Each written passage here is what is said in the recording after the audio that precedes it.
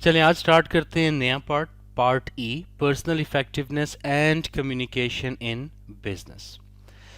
Personal effectiveness basically क्या होती है कि आप जब एक ऑर्गेनाइजेशन में काम कर रहे हैं किसी भी पोजीशन पे, तो उस पोजीशन पे जब आपको हायर किया जाता है तो आपके जो मैनेजर या सुपीरियर्स होते हैं उनकी कुछ एक्सपेक्टेशंस होती हैं आपसे, और ये एम्प्लॉय की रिस्पॉन्सिबिलिटी होती है कि जब वो एक स्पेसिफिक पोजीशन पे काम कर रहा होता है तो उसने उन सारी एक्सपेक्टेशंस को मीट करना होता है। जो जॉब एंड ड्यूटीज़ होती हैं उनको पूरा करना होता है। इंटरपर्सनल स्किल्स एम्प्लॉय के पास होने चाहिए। उसको हमेशा ये देखना चाहिए कि अगर कोई ऐसा स्किल है जो उसकी जॉब के लिए ज़रूरी है लेकिन वो स्किल उसके पास नहीं है, तो या तो उसको खुद से उसको ऑब्टेन करना चाहिए या वो रिक्वेस्ट कर सकता है सीनियर मैनेजमेंट से कि उसकी ट्रेनिंग या डेवलपमेंट की जाए। और पर्सनल इफेक्टिवनेस में एक जो सबसे इंपॉर्टेंट चीज़ होती है वो होती है कम्युनिकेशन। क्योंकि जब आप ऑर्गेनाइजेशन में काम करते हो तो आप अकेले काम नहीं करते हो। आप ऑर्गेनाइजेशन की बेसिक डेफिनेशन क्या है? A group of people working together to achieve common goal. तो अगर ग्रुप ऑफ पीपल वहाँ पर काम कर रहे हैं तो ऑब्वियसली वहाँ पर आप अकेले काम नहीं कर रहे, आपको लोगों के साथ इंटरेक्ट भी करना है, लोगों से इंस्ट्रक्शंस भी लेनी है, लोगों को इंस्ट्रक्शंस देनी भी हैं, उनको सुनाना भी है और उनसे सुनना भी है। तो बेसिकली कम्युनिकेशन जो है ये एक बहुत इंपॉर्टेंट एलिमेंट है आपकी पर्सनल इफेक्टिवनेस का। फिर सिर्फ यही नहीं कि कम्युनिकेशन इसमें आता है, इसमें आपकी पर्सनल स्किल मैनेजमेंट आती है कि आपने अपने स्किल को अपडेट रखना है। इंटरपर्सनल स्किल्स आते हैं। इंटरपर्सनल स्किल का मतलब कि एक एम्प्लॉय कितना, उसकी एबिलिटी कितनी अच्छी है कि वो दूसरे एम्प्लॉय के साथ कम्युनिकेट कर सकता है या दूसरे को अपनी बात समझा सकता है। अक्सर लोगों के माइंड में बहुत ज़बरदस्त आइडियाज़ होते हैं लेकिन वो उनको कन्वे नहीं कर सकते, तो इट मीन्स कि उनके कम्युनिकेशन में प्रॉब्लम है, ये उनके इंटरपर्सनल स्किल्स अच्छे नहीं हैं।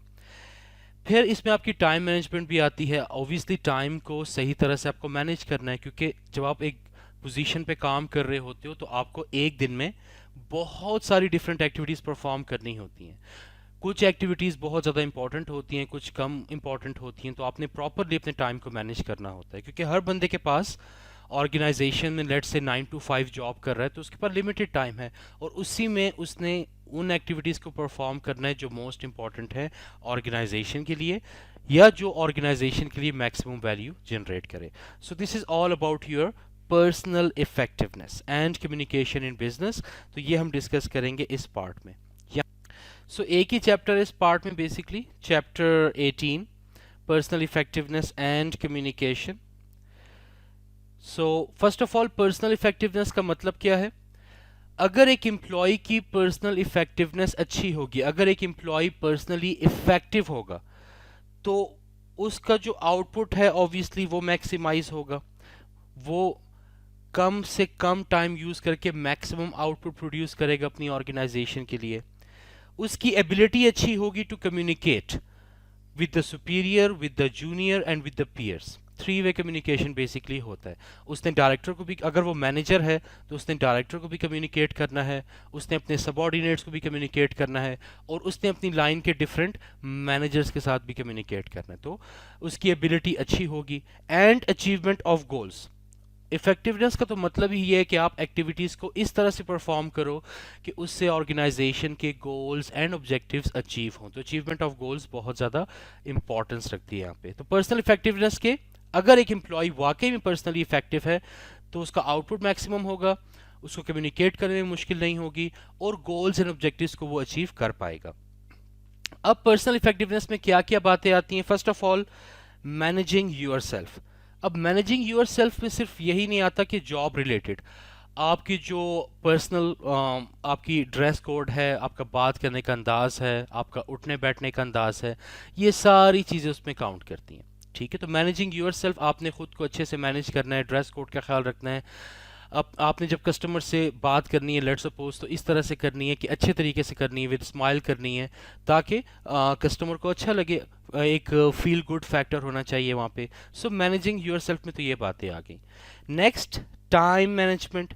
आपके पास 9 to 5 एक लिमिटेड टाइम ही अवेलेबल है, और उसमें आपने अपनी सारी एक्टिविटीज़ को परफॉर्म करना है। अब सारी एक्टिविटीज़ तो इक्वली इंपॉर्टेंट नहीं हो सकती, जो ज़्यादा इंपॉर्टेंट होगी उनको पहले करना है, जो कम इंपॉर्टेंट होगी उनको बाद में करना है। इसके बाद क्वालिटी अश्योरेंस, ये बहुत ज़्यादा इंपॉर्टेंट है कि आप जो एक्टिविटीज़ परफॉर्म कर रहे हो ऑर्गेनाइजेशन में, आपने उन एक्टिविटीज़ को रिव्यू भी करना है ताकि आप मेक श्योर कर सको कि जब भी आप कोई एक्टिविटी परफॉर्म कर रहे हो उसमें कोई गलती ना हो, उसमें कोई मिस्टेक ना हो, और आपने खुद से उसको चेक करना है। ये नहीं कि आप हर चीज़ हर काम करने के बाद अपने सीनियर मैनेजर को रेफर करो और वो उसमें गलतियां निकाल के आपको वापस भेजे। आपने मेक श्योर करना है that you are doing the right thing at a very first time. तो this is what we called quality assurance. Developing good working relationships, जहाँ पे आप काम कर रहे हैं वहाँ पे अच्छे वर्किंग रिलेशनशिप्स आपने मेंटेन करने हैं, professionally and personally if possible. And fit in organizational culture, और जो ऑर्गेनाइजेशन का कल्चर है, हमने ये पढ़ा था हॉफस्टेड मॉडल, अगर आपको याद हो हॉफस्टेड में हमने डिस्कस किया था कि एक नेशनल कल्चर होता है, कंट्री का कल्चर होता है, और यूजुअली वो जो कंट्री का कल्चर होता है वो ऑर्गेनाइजेशन के कल्चर को इन्फ्लुएंस करता है। बट हमेशा ऐसा नहीं होता।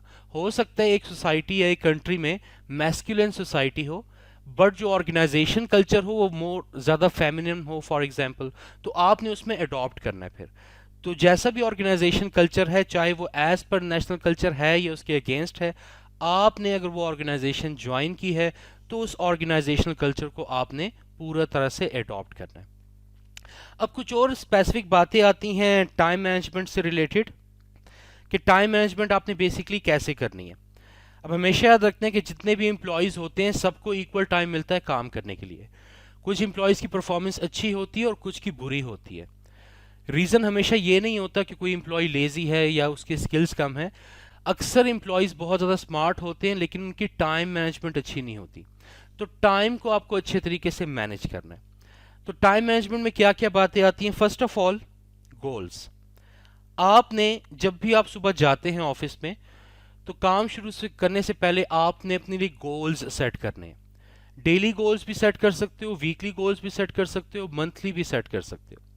तो एटलीस्ट पूरे दिन की तो आपने एडवांस में प्लानिंग ज़रूर करनी होती है कि आज सुबह 9 बजे मैं ऑफिस पहुंची हूं तो मैंने आज क्या क्या काम करने हैं पूरे दिन में फॉर एग्जांपल। तो आप अपनी गोल सेटिंग करते हैं। अब गोल जो आप सेट करोगे ना, तो गोल्स में कुछ करेक्टरिस्टिक्स होने चाहिए। इन करेक्टरिस्टिक्स को हम कहते हैं smart, that goals should be smart. Smart का बेसिकली क्या मतलब है? First of all, goals should be specific, goals should be measurable, goals should be attainable, goals should be timely. Okay, so R से आ गया रियलिस्टिक। ऑलराइट, तो specific का क्या मतलब है? कि गोल्स शुड बी स्पेसिफिक, कि गोल्स जो हैं वो आपकी जॉब से रिलेटेड होने चाहिए। आप सिर्फ उन्हीं ऐसे ही गोल सेट करोगे जो आपकी पर्सनल इफेक्टिवनेस को बढ़ाएं और जो आपको टाइम मैनेज करने में हेल्प करें। आप कोई इररेलेवेंट किस्म के गोल्स अपने लिए सेट नहीं करोगे जो आपको आपकी जॉब में हेल्प नहीं कर रहे। Second, goals should B measurable. Measurable का बेसिकली मतलब यह है कि क्वांटिटेटिव आपने गोल सेट करने हैं। कि फॉर एग्जांपल, अगर मैंने कोई बुक रीड कर रहा हूं तो मैंने आज 5 पेजेस रीड करने हैं, तो आप क्या करते हो? आप क्वांटिटेटिव टारगेट सेट कर लेते हो अपने लिए। सो मेजरेबल तभी हो सकते हैं जब वो क्वांटिटेटिव हो। अटेनेबल होने चाहिए, ऐसे गोल्स होने चाहिए जो अचीवेबल हों, कि आपको लगे कि आप उनको अचीव कर सकते हैं और उनको अचीव करना पॉसिबल है। Then timely. टाइमली का मतलब यह है कि अगर कोई एक्टिविटीज ऐसी हैं, जैसे मैनेजर ने रिपोर्ट मांगी हुई है, तो आपने उसको टाइम पे प्रोवाइड करनी। तो आप डेडलाइंस को देखते हो, कुछ की डेडलाइंस करीब होगी, कुछ की दूर होगी। तो जिनकी डेडलाइंस करीब है उनको पहले आपने इम्प्लीमेंट करना है या पहले उनको कैरी आउट करना है। और उसके बाद रियलिस्टिक। रियलिस्टिक का मतलब यह है कि रियलिस्टिक गोल्स होने चाहिए। आप ये नहीं कि आप शेख चिली की तरह ख्वाब देखना शुरू कर दो कि मैं ये करूंगा, ये करूंगा, ये करूंगा। रियलिस्टिक गोल्स अपने लिए सेट करने हैं जो आप लेटर ऑन अचीव भी कर सके। इसके बाद है फोकस। आपने जो गोल्स एंड ऑब्जेक्टिव्स सेट किए हैं उन्हीं पे आपने फोकस करना है और उन्हीं को इम्प्लीमेंट करना है, और कोई इररेलेवेंट एक्टिविटीज पे अपना टाइम वेस्ट नहीं करना। इसके बाद अर्जेंसी। कुछ एक्टिविटीज ऐसी होती हैं जो अर्जेंट होती हैं। तो अगर कुछ एक्टिविटीज आपकी अर्जेंट है तो ऑब्वियसली आपने पहले उसको करना है। जिसकी आज ही डेडलाइन है वो काम आप सबसे पहले करोगे, जिसकी 10 दिन बाद डेडलाइन है वो आप थोड़ा सा डिले भी कर सकते हो। इसके बाद प्रायोरिटीज भी आपने सेट करनी है। एक रिपोर्ट आपसे मांगी है डायरेक्टर ने और एक रिपोर्ट आपसे मांगी है मैनेजर ने। सो ऑब्वियसली आपको डायरेक्टर को पहले रिपोर्ट करना चाहिए एज कंपेयर टू मैनेजर, क्योंकि उनको इन्फॉर्मेशन देना ज़्यादा ज़रूरी है as compared to giving information to manager. तो प्रायोरिटीज़ भी आपने सेट करनी होती हैं। इसके बाद एक्शन प्लान, एक पूरा एक्शन प्लान आपके पास होना चाहिए। आप सुबह उठ के पूरा प्लान बनाते हो कि ठीक है ये टास्क मैं पहले करूंगा, फिर उसके बाद मैं ये टास्क करूंगा, इतना टाइम मेरे पास बच जाएगा, फिर उसमें मैं ये टास्क भी कर सकता हूँ। तो पूरा एक एक्शन प्लान होना चाहिए, और एक्शन प्लान भी आपका रियलिस्टिक तो ज़रूर होना चाहिए। उसके बाद ऑर्गेनाइजेशन, आपको अपनी सारी एक्टिविटीज़ को अच्छे से ऑर्गेनाइज करना है। ऑर्गेनाइज के लिए हम एक अप्रोच यूज करते हैं जिसको हम कहते हैं ABCD अप्रोच। ABCD अप्रोच का क्या मतलब है? A stands for act, B stands for bin, C for create and D for delegate. कि अगर आपके पास एक एक्टिविटी है तो आपके पास 4 ऑप्शन होते हैं कि आप उस एक्टिविटी के साथ कैसे डील कर सकते हो। फॉर एग्जाम्पल, अगर वो एक्टिविटी आपके अलावा कोई भी दूसरा बंदा परफॉर्म नहीं कर सकता और वो एब्सोल्युटली इंपॉर्टेंट है, अर्जेंट भी है और टॉप प्रायोरिटी भी है, तो उसको तो आप फौरन से क्या करोगे? एक्शन करोगे या एक्ट करोगे और उसको आप परफॉर्म करोगे। अगर कोई एक्टिविटी ऐसी है जो काफ़ी टाइम कंज्यूमिंग है और उसकी डेडलाइन में भी अभी काफ़ी टाइम बाकी है, तो उसको आप क्या कर सकते हो? बिन कर सकते हो। बिन का मतलब ये नहीं कि उसको रख के भूल जाओ। आप ये कर सकते हो कि उस टास्क को ले लो और आपको पता है कि 10 दिन की डेडलाइन है, चलो ठीक है मैं इसको 10 दिन पे डिवाइड कर देता हूँ और थोड़ा थोड़ा करके मैं रोज इसको परफॉर्म करूंगा। This is what we call basically bin, या उसको आप डिले कर देते हो। इसके बाद क्रिएट है। क्रिएट का मतलब ये है कि आप उसमें से थोड़ा सा उसका आप पूरा एक प्लान बनाते हो फ्यूचर के लिए कि मैंने किन स्टेप्स, कौन से स्टेप्स को फॉलो करके इसको मैंने बेसिकली इम्प्लीमेंट करना है। तो आप एक प्लान बेसिकली क्रिएट कर देते हो उसके लिए। अब ऐसा भी होता है कि ज़रूरी नहीं कि प्लान हमेशा आप ही फॉलो करो, आप दूसरे को भी प्लान बना के दे सकते हो। एंड उसके बाद डेलीगेट, आपके पास बिल्कुल टाइम नहीं है बट वो ऐसी एक्टिविटी है जो इतनी इंपॉर्टेंट नहीं है और वो दूसरा आपका जूनियर जो है वो भी अच्छे तरीके से परफॉर्म कर सकता है, तो ये एक्टिविटी आप डेलीगेट भी कर सकते हो अपने जूनियर को। सो आपके पास 4 ऑप्शंस होते हैं, एक्ट करो या डिले करो या उसको प्लान करो या उसको किसी को डेलीगेट कर दो। बट डेलीगेशन में आपको ये ख्याल रखना है कि ये काम आपकी रिस्पॉन्सिबिलिटी है। डेलीगेट करने का कभी ये मतलब नहीं होता कि वो काम दूसरे की रिस्पॉन्सिबिलिटी बन जाता है। ये काम आपकी रिस्पॉन्सिबिलिटी है, आप ही इसके लिए अकाउंटेबल हो। अगर आप ये काम दूसरे को भी दे देते हो तो तब भी अकाउंटेबल आप ही रहोगे। तो जब वो जिसको आप डेलीगेट करते हो, जब आपको काम वापस देगा तो आपने उसका रिव्यू भी करना है कि क्या काम अच्छे तरीके से हुआ है या नहीं, क्योंकि अल्टीमेटली आप ही उसके लिए अकाउंटेबल हो। अक्सर बच्चों को ये कन्फ्यूजन होती है कि हमने डेलीगेट कर दिया तो हमने रिस्पॉन्सिबिलिटी भी शिफ्ट कर दी या रिस्पॉन्सिबिलिटी ट्रांसफर कर दी, so now we are not accountable. आप फिर भी उसके लिए अकाउंटेबल रहोगे।